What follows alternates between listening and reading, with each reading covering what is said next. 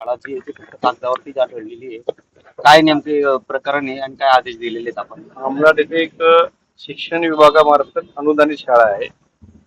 त्या शाळेमध्ये काही दिवसापूर्वी त्या ठिकाणी म्हणजे पुढे त्या ठिकाणी गॅरेजेस वगैरे आहे, पाठीमागची शाळा आहे.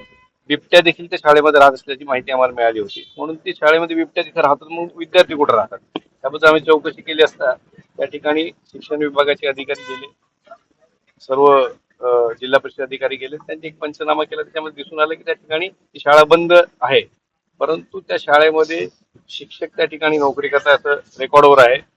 त्या ठिकाणी विद्यार्थी त्या ठिकाणी शिकतात असं रेकॉर्डवर आहे आणि त्यांना मध्यान्ह भोजन देखील दिलं जातं असं रेकॉर्डवर आहे.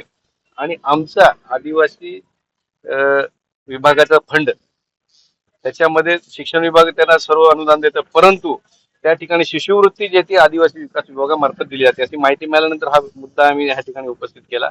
त्यानुसार सीओ साहेबांना ते तक्रारी केलेल्या आहेत, त्यांनी सर्व त्या रेकॉर्डवर आणलेलं आहे.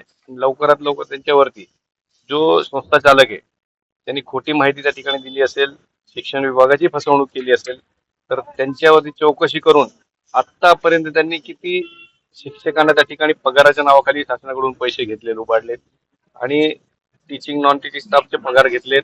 त्याचबरोबर आमची आदिवासी विकास विभागाची शिष्यवृत्ती मुलांची 29 मुलांच्या नावाने शिष्यवृत्ती गेलेली असं रेकॉर्डवर आलेले. किती आतापर्यंत त्यांनी पगार बंद असले देखील किती वर्षापासून गेले, एवढी सर्व वसुली त्याच्याकडे करण्यासाठी त्याच्यावर गुन्हा दाखल व्हावा.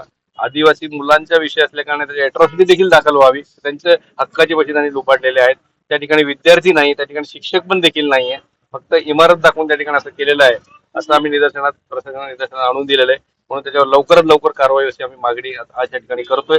अशी मागणी त्या मीटिंग मध्ये देखील करण्यात आलेली आहे. त्याच्यावर प्रशासन कधीपर्यंत कारवाई करते आम्ही बघतोय. लवकरात लवकर कारवाई अशी आम्ही मागणी केली. देखील कारवाई अजून देखील त्या ठिकाणी त्यांना आम्ही नावं कळवणार आहे. ज्या इतर तालुक्यांमध्ये आहेत अशा फक्त नावं दाखवून त्या ठिकाणी बोगस शिक्षण भरती किंवा काही अल्पभाषिक शाळा दाखवून त्या ठिकाणी अल्पभाषिक दाखवून त्यांनी शिक्षक भरती केलेली आहे असे देखील आम्ही निदर्शन आणून देतोय आणि त्यांच्यावर देखील कारवाई आम्ही प्रशासनाला करायला लावू येणाऱ्या काळामध्ये असं आम्ही बघतोय. सर,